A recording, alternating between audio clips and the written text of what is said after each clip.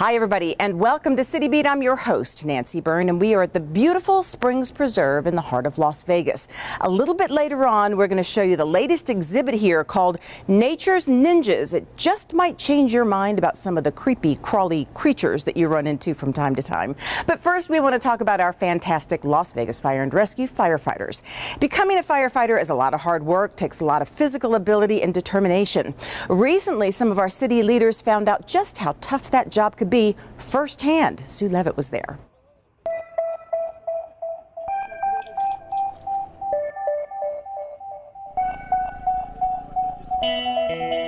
Some of our city leaders are about to find out what it's like to be a firefighter.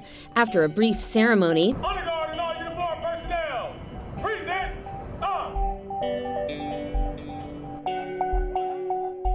and a little instruction on how to properly get into the gear. Right-handed or left-handed? Right-handed. Right-handed, okay, so you're like me. So I put my left first, and I put my right on. It's time to suit up. Ready, set, go.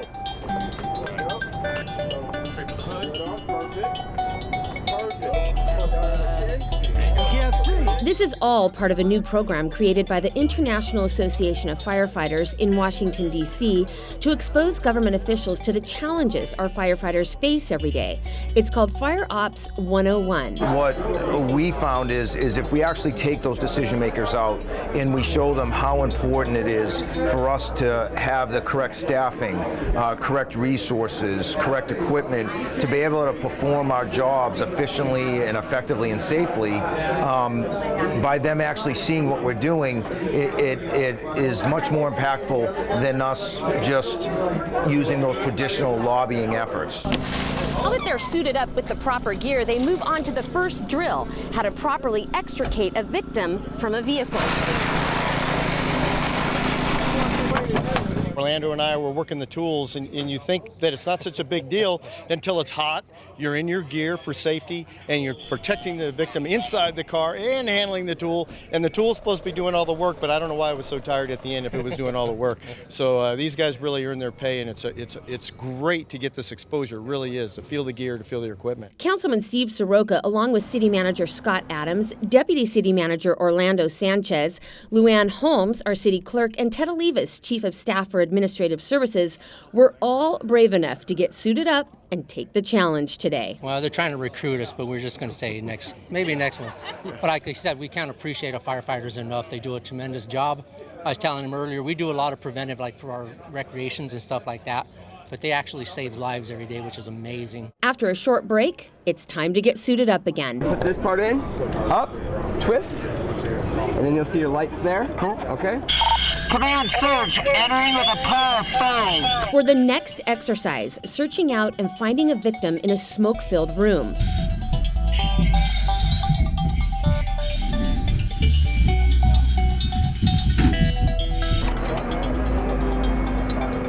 The day-long event also included being raised in the basket 100 feet up in the air, then coming off the basket onto a building. I'm just pumped and excited for being here. This was a great opportunity to see our folks in action and actually let us get a hand at it. The day turned out to be a huge success. Our city leaders have a new appreciation for our firefighters and also had a pretty good time. I think they want us to be instructors next time. We're just... We're already in training for that, so we're going to stand up in front of the class. We're going to teach Fire Ops 202 next time.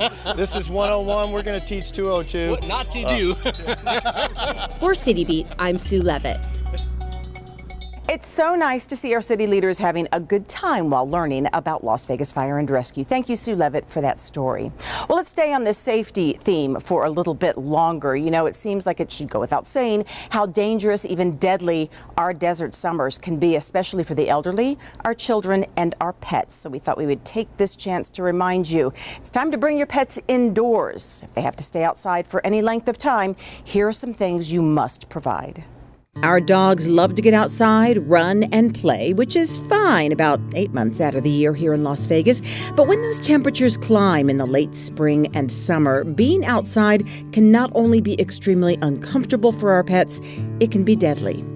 We spoke with Dr. Ken Saransky, Director of Veterinary Services at the Animal Foundation, about why heat is especially brutal for our furry family members. So you think about a dog, their body is covered in fur, they're not sweating the same way that people do, they're not able to release heat in that same way kind of all throughout their skin. Actually, their primary mechanism of dissipating all that extra heat is through panting. Dr. Saransky says here at the Animal Foundation, they go to great lengths to make sure their adoptable dogs have what they need even for short playtimes outside. A nice shady place, and then plenty of cool fresh water. And you have to remember that, the water in a metal bowl especially will get hot very quickly. So putting things like ice and just continually changing up that water, making sure that it's really cool. The kiddie pools, shade, the constant change of cool drinking water, and even the installation of misters can help keep your pet safe in these dangerously hot days. But he also says be mindful of their paws. If your pet's exercise consists of walks, the mornings are best when pavement is not scorching hot. A good rule that I like to use is actually to put the back of your hand onto that hot asphalt, the hot sidewalk or something like that before you decide to walk your dog on that, because especially June, July, and August here in the valley, it gets really, really hot, and just a little bit of time on those surfaces can actually burn the paw pads. Some signs that your pet is getting overheated are very heavy panting, since that is their only method of cooling their bodies, low energy or lethargic, a lack of response. You call them, but they don't come to you or even look your way. And vomiting, that's a sign they are in heat stroke. There are actually severe medical consequences that can happen from your pet being kept outside. So that heat exhaustion, that minor kind of, too much heat can actually become heat stroke, and so it can become much more severe. We can, signs like vomiting, seizures, internal organs basically are all affected by the heat, and heat stroke can become so severe it can even go all the way to death. These severely hot days are really only an issue a few months out of the year, so Dr. Saransky says his best advice is play or exercise in the early morning hours or later in the night. But keep in mind, the safest and most comfortable place for your pet to be in any extreme weather is indoors with you. Really, the best thing you can do in June, July, and August here in the valley is to keep your dog indoors. We know already that it gets extremely hot here. Dogs are not, especially with like the thick hair coats and everything, they're just not equipped to be dealing with that heat. So if at all possible, it's really important to keep your dog inside. Dr. Ken says if you want to limit your pet's exposure to your home, especially when you're not home, bring them into a laundry room or the kitchen. It may seem cruel to keep them confined, but it's a lot more humane than leaving them out in the heat. By the way, something else to keep in mind as the summer progresses, 4th of July is a very dangerous time for our pets. Fireworks scare the daylights out of them. A lot of times they'll escape their yards, escape their homes, and run away, never to be found again. So if illegal fireworks are going off in your neighborhood, there's something new you can do this year. You can report any complaints to ispyfireworks.com. It's a good alternative to calling 911 or 311. Well, as we said earlier, we are here at the Springs Preserve in the heart of Las Vegas, and we're going to show you their new exhibit called Nature's Ninjas, where you'll get to meet all kinds of creepy, crawly animals. It's educational, it's fun, and if you don't think it might change your mind about some of those animals, well, suffice to say, I fell in love with several of them.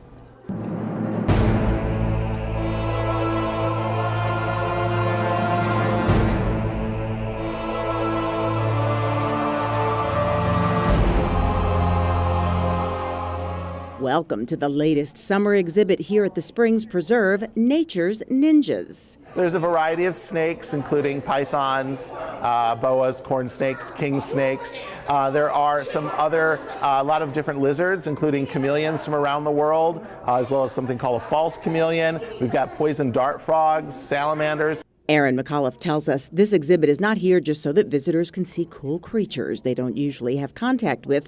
It's here to teach us the importance of respecting the animals and why it's important to live in harmony with them.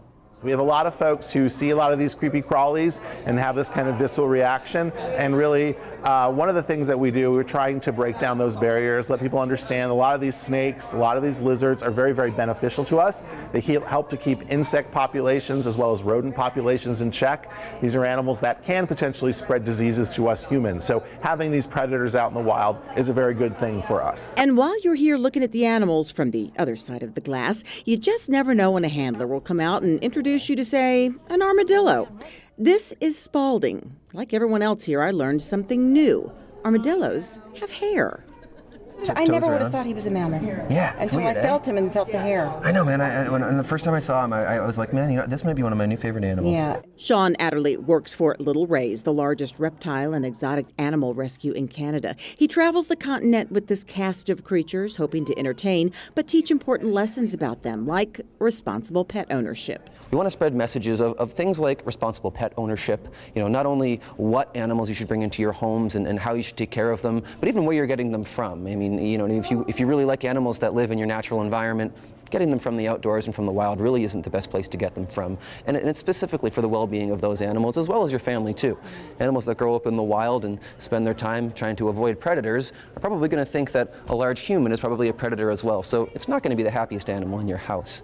He uses Spalding, the armadillo, to teach about conservation. The three-banded armadillo here, for example, from northeastern Brazil, in the past 10 years, they've lost about 30% of their wild population, again, from people mostly trapping them in for the pet trade and bringing them in by those means. And to be able to teach people about these and give them a respect for these animals in a light that they don't usually get to see them in, it means a lot to us. The final lesson is in the name of the exhibit, Nature's Ninjas. Here, you learn how these animals have survived thousands of years by being stealth around predators and being ninja-like when it comes to capturing prey in order to nourish and live. In the animal world, it's an eat or be eaten proposition. You need to be able to sneak up on the animals that you eat, or just as importantly, kind of fade in the background so the animals that eat you don't see you. So does the exhibit really change your view? Well, I still will give spiders and snakes a respectful distance, but I never thought I'd fall in love with an armadillo named Spalding.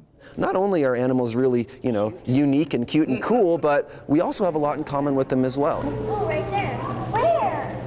Nature's Ninjas will be here at the Springs Preserve through Labor Day. It opens at 9 a.m., closes at 5, 7 days a week. They also have shows throughout the day. So if you'd like more information, go to springspreserve.com. We're going to take a quick break, and when we come back, we'll show you how the city of Las Vegas is becoming very progressive when it comes to sharing the road with our cyclists.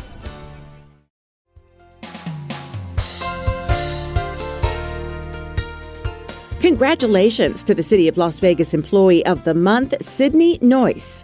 Sydney has been a valuable member of our planning department since he began working at the city 2 years ago.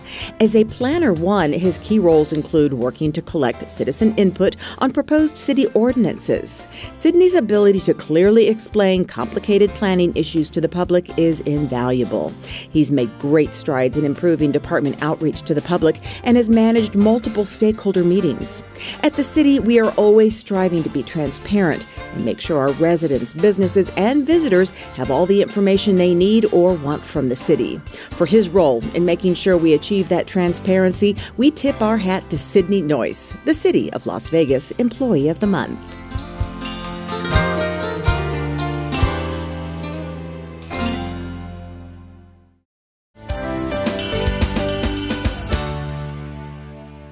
Welcome back to City Beat from the Springs Preserve. This is a great place to come to learn about the importance of being green for all ages. One way you can reduce our carbon footprint is by hopping on your bike instead of in your car for every trip. The City of Las Vegas is becoming very progressive in keeping our cyclists safe. Jennifer Davies tells us about their latest step.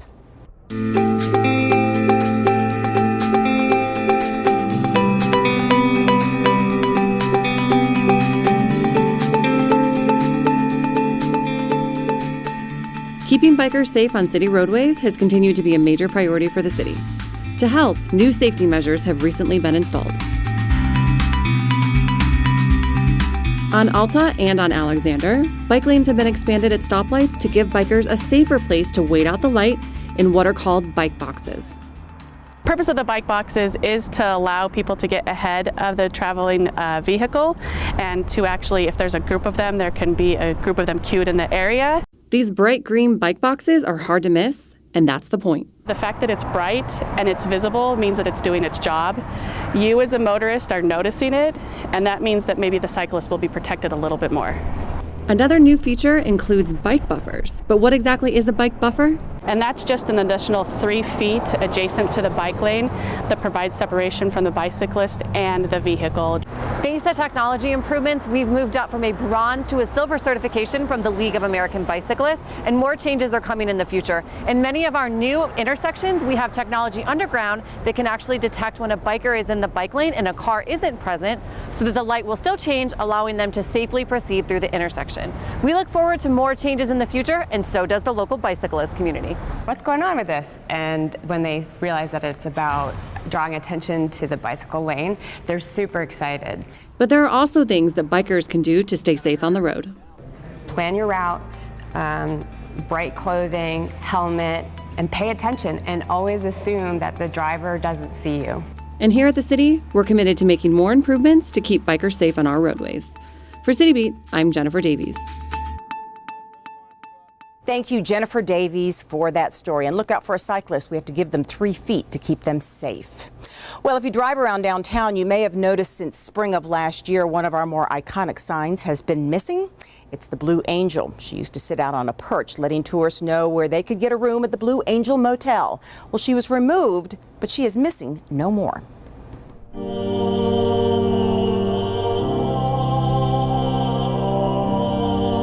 If you've been missing the iconic Blue Angel, formerly found outside the motel by the same name in downtown Las Vegas, well, rest assured, she's fine, in good company, and will soon be undergoing some restoration. She's here at the Neon Museum's NE10 studio. Desert Space Foundation in the city and the Neon Museum, we were talking and thought what a great idea before she goes out for restoration to have an exhibition here at our new space and bring her back to the community. This angel used to grace a perch outside the Blue Angel Motel, and she will return about 800 feet from that very spot after undergoing a little facelift. The move here to the Neon Museum, the restoration and the move back out to Charleston and Fremont will cost about $100,000, which Bob Stoddall says was granted to the city from the Centennial Commission. And both of them were positive. Having it here at the Neon Museum where it would be preserved and restored, or having it to where it originally was, at least 800 feet away, and being a gateway to that part of Las Vegas. And I just want to thank you for coming and supporting this exhibit. Bear Warso says the angel dates back to 1957, and restoring her is important to our city's culture and history. People who grew up here or lived here for a very long time remember her.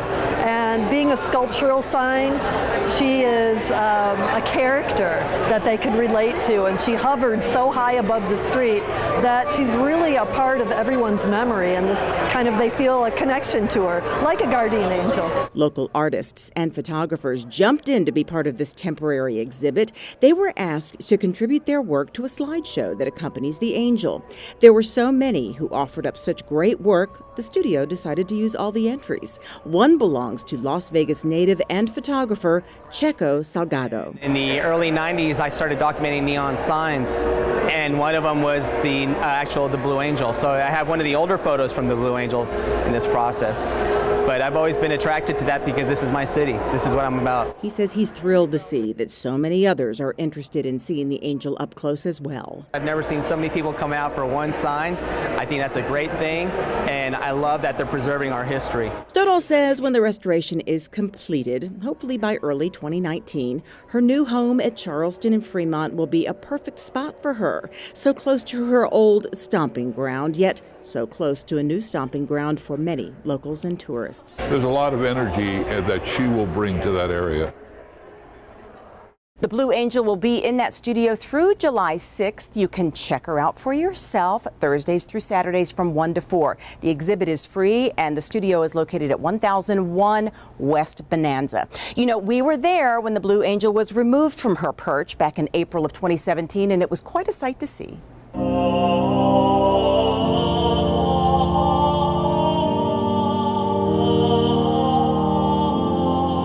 If you were driving around Fremont Street in Charleston in downtown Las Vegas a few weeks ago and saw this, you might have checked your pulse until you realized this Blue Angel is actually attached to this giant crane. This iconic statue, along with the Blue Angel Motel signage, has been removed from the 2110 Fremont property and will be restored. No easy task, just take a look.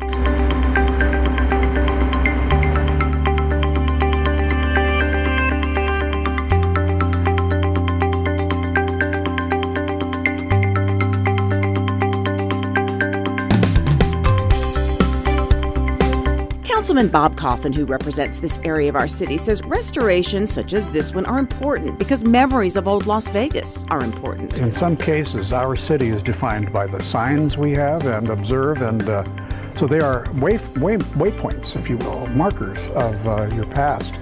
And the Blue Angel means a lot to people who lived here in the 50s and 60s because it was a marking point on that cruising route of all the young people in their cars. And it was also a memory of good times down there at that part of Fremont and Charleston. So the Blue Angel is gone for now, but she'll be back thanks to a gentle removal by the city's Public Works Department and some restoration thanks to Yesco Signs. She'll be flying high once again in downtown Las Vegas, where she belongs. We destroyed, along with everybody else, to make way for new things, but we have found a way to make room for the old in addition to bringing in the new.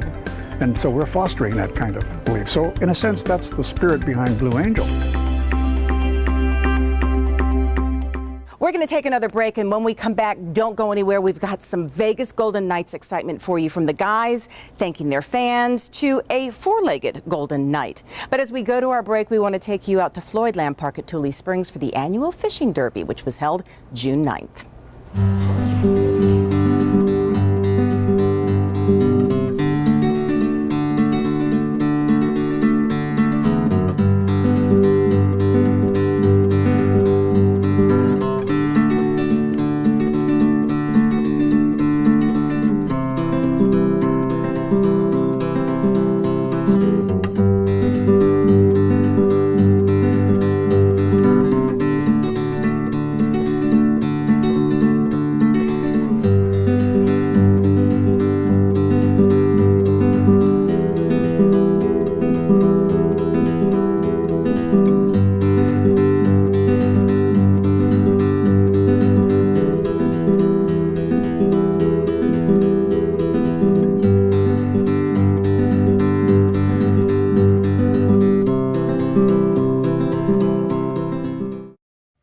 It takes less than 1 minute to find out if you may have prediabetes, and you can do it here. So what are you waiting for? Just go to the site. Drop that baby.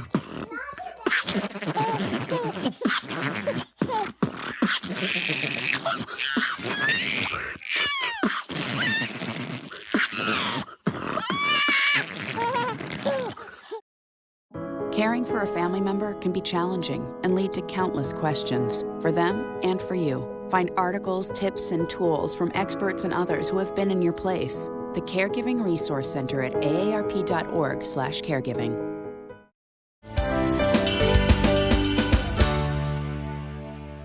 Welcome back to City Beat from the Springs Preserve. Now, I don't know whether you've heard this or not, but we have a history-making hockey team here in our city.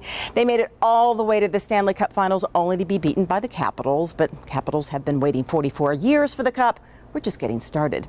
Well, the Knights have garnered fans all over the world of all ages. They even have one with 4 feet. We caught up with this particular fan at Las Vegas Fire and Rescue Station 1. Meet Bark.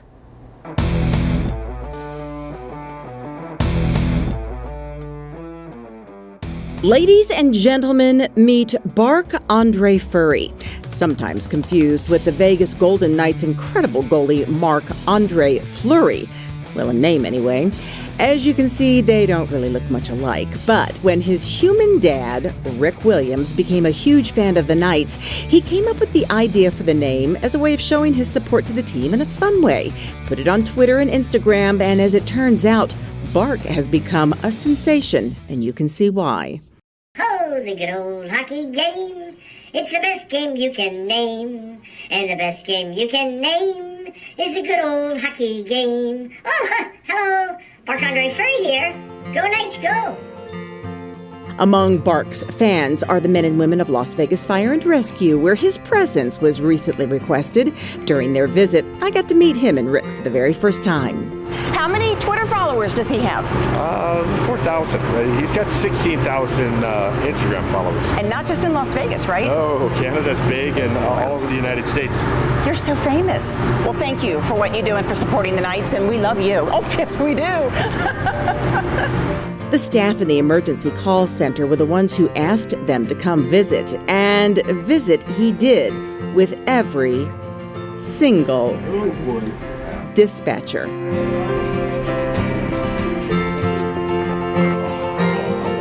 After spreading the love in the call center, it was downstairs to Fire Station 1, where breakfast was being prepared by the firefighters. Breakfast burritos for the boys. Yep. The scent of bacon was not lost on old Bark, and it wasn't long before he was shaken for bacon. Shaking? He listens.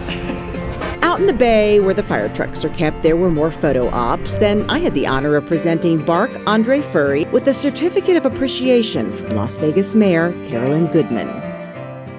So Mayor Carolyn Goodman, the great mayor of the great city of Las Vegas, wanted so badly to be here to meet Furry, Bark Furry, but she's caught up with city council right now. Understood. So she wanted to present Bark Andre Furry with this certificate of appreciation for his support of the Golden Knights, and of course to you too, Mr. Williams, because you do take him around, and you know, he's just become such a big hit. She loves the Knights, she loves Las Vegas Fire and Rescue, she loves pets, and she really loves Bark. So thank you for what you do. It was a busy morning for Bark, but from one Golden Knights fan to many others here at Las Vegas Fire and Rescue, it was all in a day's work.